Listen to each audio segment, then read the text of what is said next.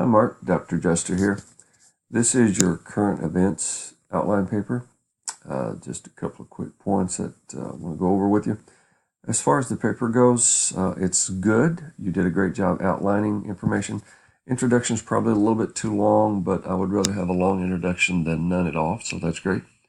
You will notice that where you've written main point, I have struck those items down. The reason for that is it's obvious due to the outline structure that those are main points.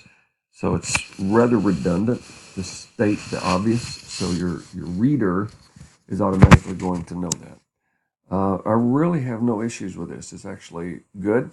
One of the things I point out, I make some notes here. This is not done correctly.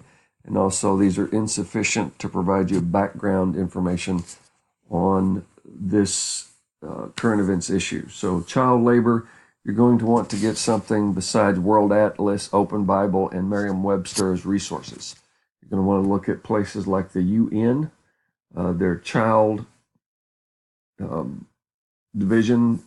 They look at child trafficking, child labor around the world. They look at refugee children, etc. So there's all kinds of issues. So you're going to want to look at some very good sources, and you don't have not knocking these sources, but they're just not sufficient as references for the issue that you're studying. So you need to provide much more robust sources, and you need to also cite them correctly in the bibliography. It needs to have much more information you provided. I make a point about that right here. Turabian is very good at providing you with that kind of information. Now, one of the bigger issues that we have, when I ran the Turnitin or Lopes Wright in this case report, I've got 22%. That's right at the threshold, a little bit over.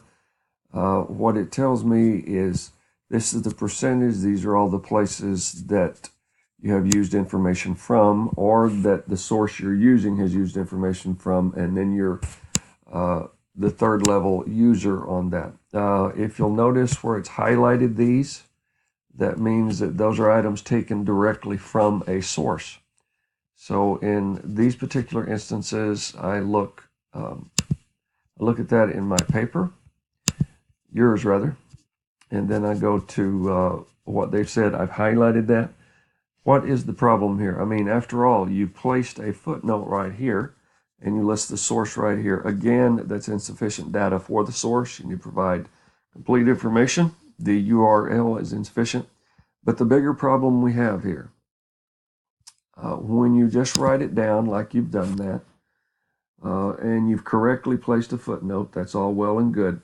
But the problem is for academics, if you have this information down here, it is assumed that you have just summarized what the source is saying.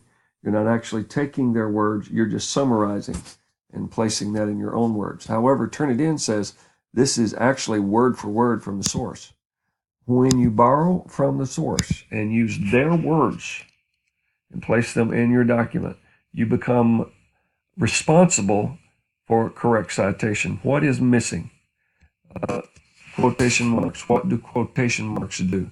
They tell the reader that these are not your words, they are the words of the source. So I place those there. You don't have them. When you don't have quotation marks around the source's exact words, then basically the reader is assuming those are not the source's words, they're yours. So in that particular case, this becomes a form of plagiarism, using someone else's words without properly giving them credit, even though in all the instances you've done this, you've actually cited the source location. But without the quotation marks, like I place right here, without those, it's considered plagiarized. We don't want that to happen. So I'm going to make you aware of it. Usually there's a deduction for this. There's usually an official request for information where I ask you to send me information on what happened, why you think it happened, etc. I'm going to let that slide this time. I don't think it was deliberate. I think it's just an issue that you're learning how to do this. So we want you to learn how to do it correctly. So it's not an issue this time. However, if you have a future paper that you have submitted that has these kind of errors in it, even though you've done everything else very well, then I am going to have to resubmit that for revision. In some cases, there's no grade for that, but there is an official report of academic. I have to do that with the academic committee to let them know that we have an issue. So you don't want that to happen. I don't want that to happen. It's not deliberate.